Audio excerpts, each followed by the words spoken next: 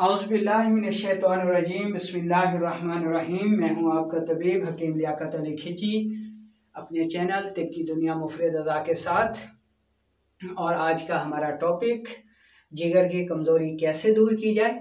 दोस्तों, इस मौजू पर रोज़ाना की बुनियाद पर सबसे ज़्यादा सवालात पूछे जाते हैं कि सर जी जिगर कमज़ोर हो गया है, जिगर खून नहीं बना रहा, जिगर जिस्म नहीं बना रहा, तो इसके लिए कोई नुस्खा बता दे। तो दोस्तों, जब तक हमें ये मालूम नहीं होगा कि जिगर में कमज़ोरी कैसे पैदा होती है तो हम इसकी कमज़ोरी खाक दूर करेंगे।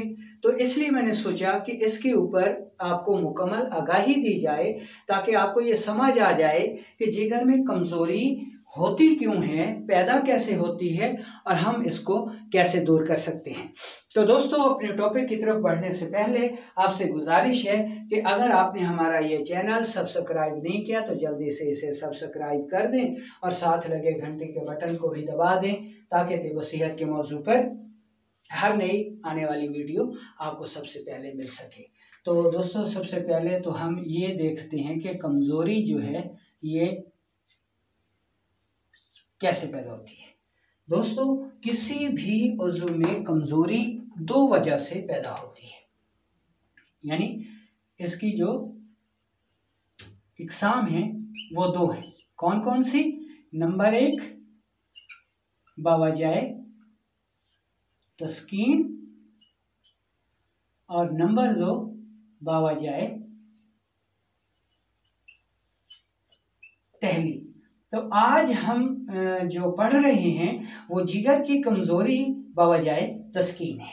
ठीक है, अब हम ये देखते हैं कि जिगर में जो है वो तस्कीन या कमज़ोरी जो है ये कैसे पैदा होती है। दोस्तों, ये आ गई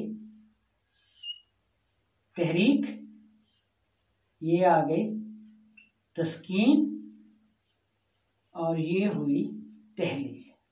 अब जब कल्ब उज़लात में तहरीक होती है तो जिगर व गुदद में तस्कीन हो जाती है और दिमाग व आसाब में तहलील हो जाती है। यहाँ तहरीक से सोजिश है, मर्ज़ है। यहाँ तस्कीन से कमज़ोरी है, ये भी मर्ज़ है। और यहाँ तहलील से ज़ौफ़ है, ये भी मर्ज़ है। अब हकीकी मर्ज़ तो ये है सोजिश वाला, और ये जो है ये बेचारे मुफ्त में रगड़े गए हैं इसकी वजह से। ये हकीकी मर्ज़ है, इसको हम मर्ज़ कहेंगे। और ये जो दो चीज़ें हैं इनको हम कहेंगे अलामात, यानी जहाँ पर सुकेड़ गैर तबाई तहरीक वो हकीकी मर्ज़ है, और जहाँ पे कमज़ोरी है, जहाँ पे ज़ौफ़ है, ये अलामात है। दोस्तों, उम्मीद है कि यहाँ तक बात आपको समझ में आ गई होगी। तो अब हम अपने टॉपिक को आगे बढ़ाते हैं। कल्ब उज़लात में तहरीक से जिगर में तस्कीन और असाब में तहलील हो जाती है। तो दोस्तों, इसके लिए हमें सबसे पहले जिगर के काम को समझना होगा कि जिगर का काम क्या है, क्योंकि जब तक हम जिगर के काम को नहीं समझेंगे तो फिर हम इसका जो है वो मर्ज़ दूर ही नहीं कर सकते। जिगर के ज़िम्मे जिगर के दो अहम काम हैं। कौन कौन से हैं जी? नंबर एक, जिस्म के हर उज़्व खलिए की खुराक तैयार करना, मतलब पकाना। तिब की ज़बान में इस अमल को तग़ज़िया कहते हैं, यानी इसमें खुराक का पकाना और फिर उसकी तक़सीम और फिर उसका हाज़मा, मेटाबॉलिज़्म सब कुछ आ जाता है। और जिगर का जो दूसरा काम है वो है जी इस हज़म के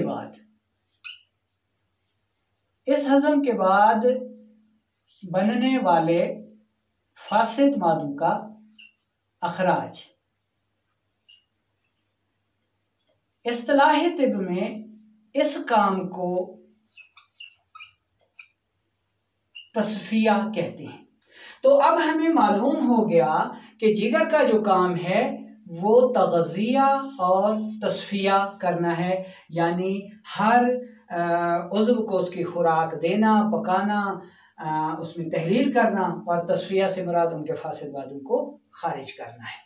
तो जब जिगर में कमज़ोरी छा जाती है तो जिगर ये दोनों काम नहीं कर सकता, यानी ना तो हर उज़्व और खलिए को उसकी सही खुराक दे सकता है और ना ही हज़म के बाद उनके बनने वाले फासिद मादों का अखराज कर सकता है, जिसकी वजह से पूरा जिस्म जो है वो शदीद मुतासर होता है। तो दोस्तों, अब आपको कमज़ोरी के असूल का भी पता चल गया, जिगर के अफ़ाल का भी पता चल गया। तो अब हम देखते हैं कि जिगर में तस्कीन जो है वो कैसे पैदा होती है। तो इसमें जहाँ पर हमें आज़ा के अफ़ाल का इल्म होना ज़रूरी है, वहाँ हमें अखलात के अफ़ाल का इल्म होना भी ज़रूरी है। तो पहले हम आज़ा के अफ़ाल देख लेते हैं, फिर अखलात के देखेंगे। तो इसको हम इस तरह पढ़ेंगे ताकि आपको अच्छी तरह समझ आ जाए। एक तहरीक है, एक तस्कीन है और एक तहलील है। ये कानून मुफरद अज़ा की अलामात हैं। दोस्तों, अगर दिमाग में तहरीक होगी यानी सोजिश होगी तो तस्कीन जो है वो कल्ब में होती है, ठीक है जी, और तहलील जो है ये हो जाती है जिगर में, ठीक है जी।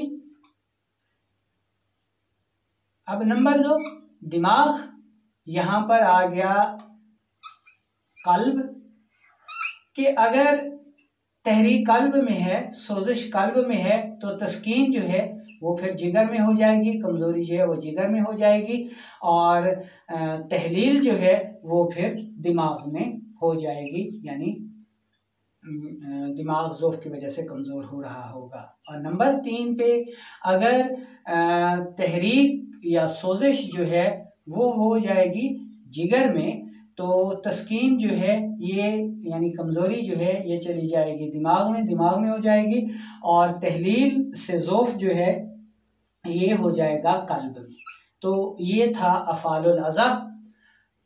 अब दोस्तों, अफ़ालुल अज़ा के साथ साथ अखलात के अफ़ाल भी हमें मालूम हो जाएंगे तो हमारी बहुत सारी गलतफहमियाँ दूर हो जाएंगी, क्योंकि हमारे बहुत सारे जो दोस्त हैं वो अखलात के अफ़ाल में बहुत ज़्यादा गलतियाँ करते हैं, बहुत ज़्यादा कंफ्यूज होते हैं। तो इसलिए मैंने सोचा कि आपको ये अफ़ाल अखलात भी बता दिए जाएं, ठीक है जी। दोस्तों, जिस तरह अज़ा में तहरीक, तहलील, तस्कीन है, तो इसी तरह अखलात में भी तहरीक, तहलील, तस्कीन जो है वो पाई जाती है। उसको समझना जो है वो बहुत ज़रूरी है। तहरीक, यहाँ पे आ गया तस्कीन, और यहाँ पर आ गया तहलील।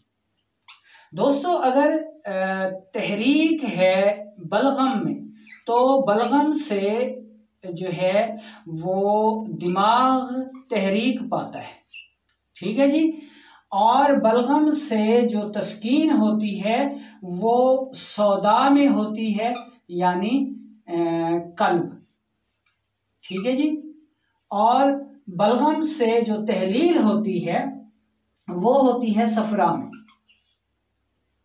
यानी अगर जिसमें खिलते बलगम ज़्यादा होगी तो ये खिलते बलगम खिलते सौदा में तस्कीन पैदा कर देगी और खिलते सफरा में तहलील पैदा कर देगी।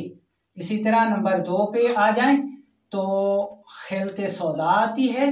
तो खिलते सौदा जो है वो तहरीक पैदा करती है कल्ब में, और यही खिलते सौदा जो है ये तस्कीन पैदा करती है सफरा में, यानी खिलते सौदा सफरा में तस्कीन पैदा करेगी, और खिलते सौदा ही यहाँ पर जो तहलील पैदा करेगी ये बलगम में पैदा करेगी।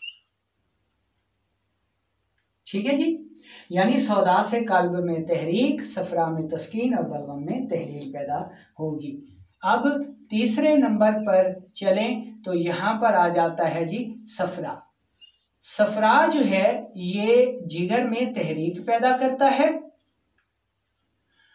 और तस्कीन जो है ये रतूबात यानी बलगम में, दिमाग में तस्कीन पैदा करता है और तहलील जो है ये सौदा यानी कल्ब में पैदा करता है। तो अब हमें ये मालूम हो जाएगा कि अगर कल्ब में सोजिश होगी, तहरीक होगी, तो जिगर में तस्कीन होगी और कमज़ोरी होगी। या फिर हम कह सकते हैं कि जब जिस्म में सौदा बढ़ा हुआ होगा तो ये सौदा सफरा में तस्कीन पैदा कर देगा और बलगम में तहलील पैदा कर देगा। तो सौदा या फिर उज़लात में सोजिश से, तहरीक से जो है वो जिगर में कमज़ोरी छा जाती है। तो उम्मीद है कि यहाँ तक सारी चीज़ें जो हैं वो आपको समझ में आ गई होंगी। तो अब हम मेन अलामात जो हैं वो इनकी पढ़ लेते हैं कि इसमें अलामात जो हैं वो क्या होती हैं। दोस्तों, जिगर की कमज़ोरी की जो सबसे बड़ी अलामात में है वो खून की कमी, ठीक है जी, गैस, कब्ज़, बवासीर, बादी खूनी, ठीक है। इसके अलावा पेशाब मिकदार में कम, रंगत में सुर्खी मायल आता है, गैस और कब्ज़ रहती है, डिकार बहुत आते हैं, दिल की धड़कन बढ़ी रहती है, तेज़ाबियत बहुत ज़्यादा होती है, कोलेस्ट्रॉल, यूरिक एसिड बढ़ जाता है, यानी कोलेस्ट्रॉल, यूरिक एसिड बढ़ जाता है। उसकी वजह क्योंकि इनको तहलील करने वाला सफरा खुद हालत कमज़ोरी में होता है। जिगर पर चर्बी चढ़ने लगती है, पित्ते में सफरा जो है वो जम जाता है, यानी पित्ते में पथरियां जो हैं वो भी जिगर की कमज़ोरी की वजह से बनती हैं। कोलेस्ट्रॉल भी जिगर की कमज़ोरी की वजह से है, यूरिक एसिड भी, लीवर फैटी भी जिगर की कमज़ोरी की वजह से ही होता है। इसके अलावा रसोलियाँ, वो चाहे रहम में हों, उसके अलावा पथरियाँ, ये भी जिगर की कमज़ोरी की वजह से ही बनती हैं। इसके अलावा क्रिएटिनिन का बढ़ जाना, खारिश, अल्सर मैदा, हर्निया वगैरह जैसी अलामात घेर लेती हैं। अब क्योंकि गुदुद में तस्कीन होती है, जैसे गुदुद फूले हुए होते हैं और उनकी तबाही हरारत जो है वो बहुत कम हो जाती है, उनको ग़िज़ा बहुत कम मिलती है जिगर को, इस वजह से वो अपने अफ़ाल से आजिज़ आ जाता है। मरीज़ को कब्ज़, पेट में रियाह की ज़्यादती और कीचड़ जैसे मोशन थोड़े थोड़े हवादार आते हैं। मकाम जिगर पर कभी हल्की सी दर्द की लहर, सुइयाँ चुभने का एहसास और जिसमें शदीद थकावट होती है, हल्का हल्का बुखार भी रह सकता है और जिगर जो है वो मज़ीद बढ़ने लगता है, हत्ता कि मरीज़ के लिए दाएं तरफ सोना मुश्किल हो जाता है। इसका अगर सही इलाज ना किया जाए तो इनमें तखदीर वाक़ई हो जाती है, जो कि फना की अलामात में से एक है। तो दोस्तों, अब आपको अलामात का भी पता चल गया।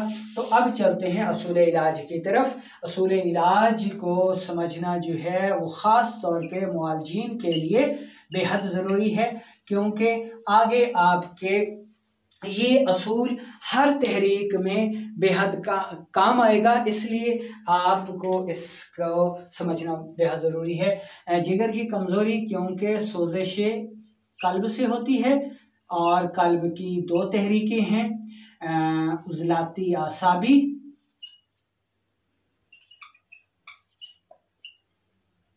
उज़लाती गुदी, कीमियावी और मशीनी तहरीक। अब इनका इलाज ये है कि उज़लाती असाबी है तो उजलाती गुदी कर दें, और उजलाती गुदी है तो गुदी उजलाती कर दें। अब बहुत सारे लोग शशोपन में मुब्तला होते हैं जी के उजलाती असाबी में उजलाती गुदी जो है वो इलाज कामयाब नहीं होता या वो नहीं होता। तो दोस्तों एक कुलिया आपको बता रहा हूं, अगर आप इसे समझ गए तो आप कामयाब मुआलिज हैं। तहरीक, ठीक है जी, तहरीक के मकाम पर मर्ज है और तहलील और तस्कीन के मकाम पर अलामात हैं, ठीक है जी। तहरीक के मकाम पर मर्ज। तहरीक क्या है? तहरीक की तारीफ दे ले। तहरीक का लफ्ज हरकत से निकला है और हरकत किसी चीज के हसूल के लिए पैदा होती है, ठीक है, इस बात को समझें। अब जब गैर तबई तहरीक हो गई तो हरकत बहुत ज्यादा बढ़ गई, ठीक है जी। अब जहां पर तस्कीन है तो वहां पर हम तहरीक पैदा करेंगे तो हमारा मकसद हल हो जाएगा।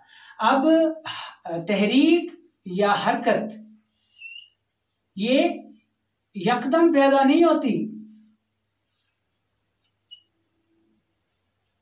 इसे बहुत आहिस्ता पैदा करना पड़ता है। फर्ज करें कि एक कार है जो 100 किलोमीटर फी घंटा की रफ्तार से दौड़ रही है, ठीक है जी। अब गौर करें कि क्या ये कार 100 किलोमीटर घंटा की रफ्तार से जो दौड़ रही है, इसने जब अपने सफर का आगाज किया तो वो क्या इसकी रफ्तार 100 किलोमीटर थी? हरगिज नहीं। इसने सफर का आगाज 0 से किया। 0 से 1, फिर 10, फिर 20, फिर 50 और फिर 100 तक पहुंची, ठीक है जी। ये नहीं है कि कार की रफ्तार अगर 100 किलोमीटर है तो उसने अपने सफर का आगाज भी 100 किलोमीटर से ही किया, गलत है। उसने अपने सफर का आगाज 0 किलोमीटर से किया। 0 से लिया 1 किलोमीटर पर आवर, 10, 20, 50 और फिर 100 किलोमीटर, ठीक है जी।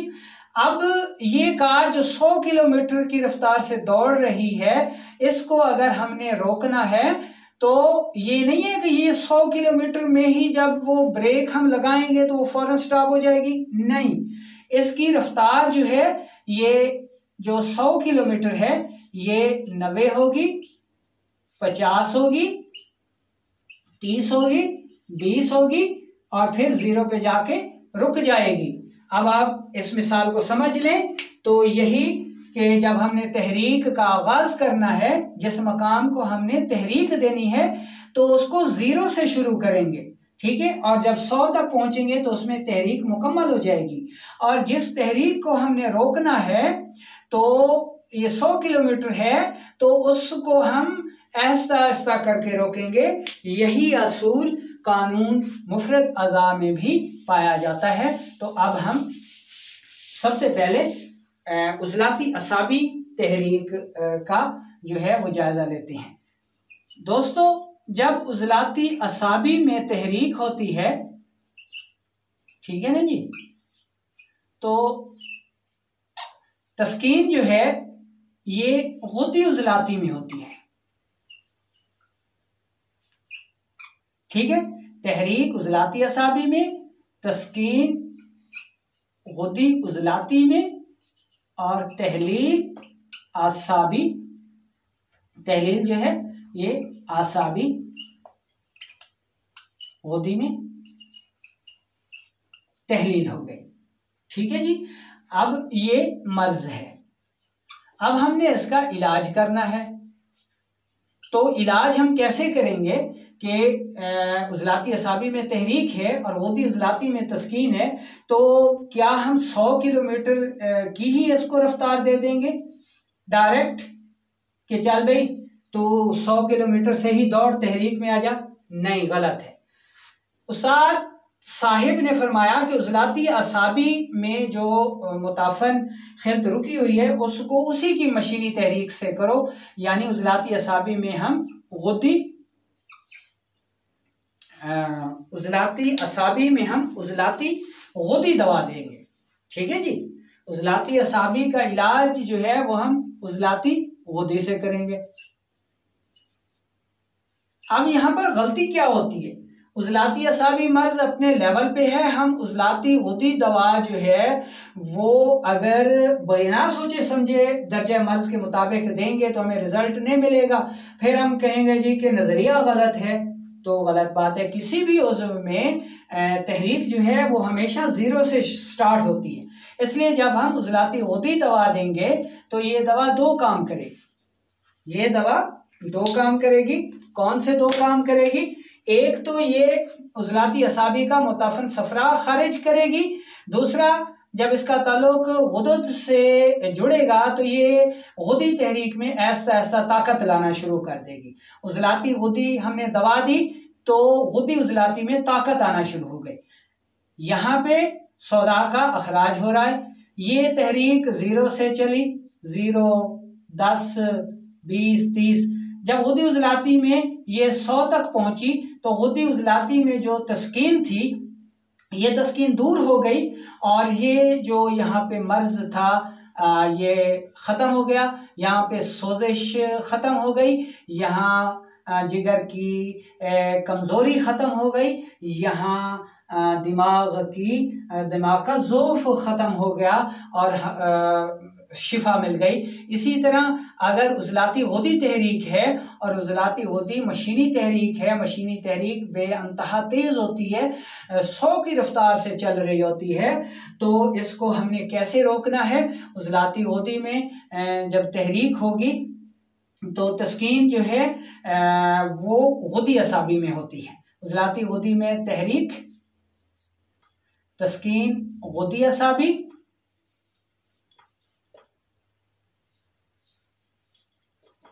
और तहलील जो है ये असाबी उजलाती। ठीक है जी।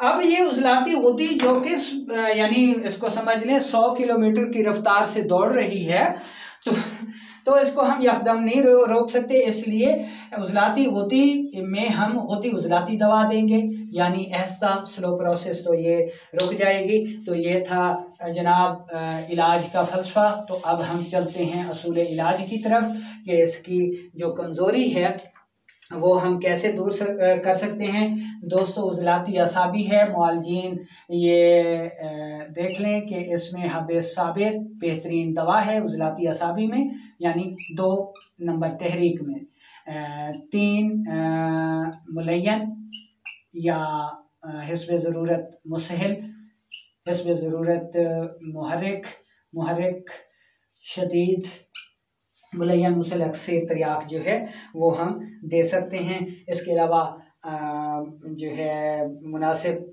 अर्क भी इसके साथ मिला सकते हैं। अगर बुखार रहता हो तो गुदी सोजिश की दवा भी हम दे सकते हैं। इसके अलावा अक्सर यरकान दे सकते हैं, दवाए सब्ज़ दे सकते हैं। आम अहबाब जो है उनके लिए एक नुस्खा लिख रहा हूँ कि अगर ऐसी सूरत हाल हो, ठीक है जी, तो उसमें लौंग, अगर उजलाती असाबी है, लौंग और दारचीनी, असाबी उजलाती असाबी तहरीक है तो उसमें लौंग और दारचीनी आपने बराबर वज़न लेना है, इनको पाउडर कर लेना है। 2 रत्ती दिन में 3 बार इस्तेमाल करें। जिगर की कमज़ोरी अल्हम्दुलिल्लाह दूर हो जाती है और खून जो है वो पैदा होने लगता है। इसके अलावा ये दूसरा नुस्खा, अगर मैदा भी ख़राब हो और इसकी वजह से शुगर भी हो तो ये नुस्खा बेहद मुफीद है। खुलिंजान और दारचीनी, और इसमें बस ये 2 चीज़ें ही काफ़ी हैं आपके लिए। तो ये बराबर वज़न लेकर इंतहाई बारीक पाउडर बना लें और ये भी 2 रत्ती आप इस्तेमाल कर सकते हैं। अगर जिगर की कमज़ोरी की वजह से, मैदे की ख़राबी की वजह से शुगर है तो वो भी ठीक हो जाती है। अगर कब्ज़ हो और सुदे हों तो फिर ये दवा इस्तेमाल करें। तेज़पात, सनामखी, ये बराबर वज़न, और 2 ता 6 रत्ती दिन में 3 बार इस्तेमाल कर सकते हैं। अगर तहरीक जो है वो मशीनी है, मशीनी तहरीक हो गई है जिसको हम उजलाती होदी कहते हैं, तो इस सूरत में कौन सी अद्वियात होंगी जो कि जिगर की कमज़ोरी को दूर कर सकती हैं अगर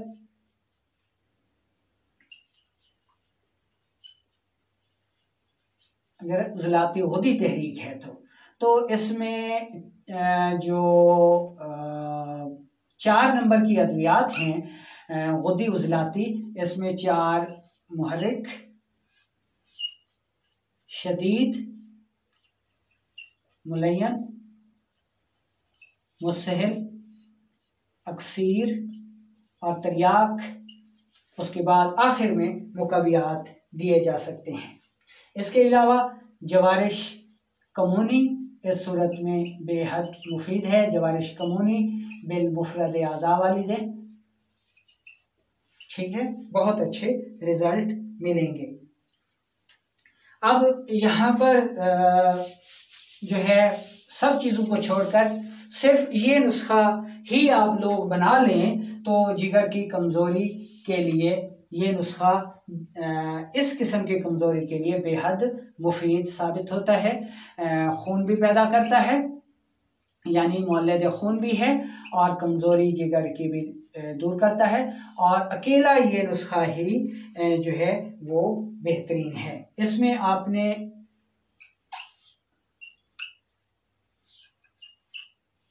हीरा कसीस लेना है, ये आपने 10 ग्राम लेना है। इसके अलावा आपने सुंड लेनी है जिसको अदरक भी कहते हैं, अदरक ताज़ा सब्ज़ होती है, खुश्क को जंजबील कहते हैं, ये आपने लेनी है 50 ग्राम, ठीक है। और नौशादर ठिकरी आपने लेना है, नौशादर ठिकरी कितना लेना है जी?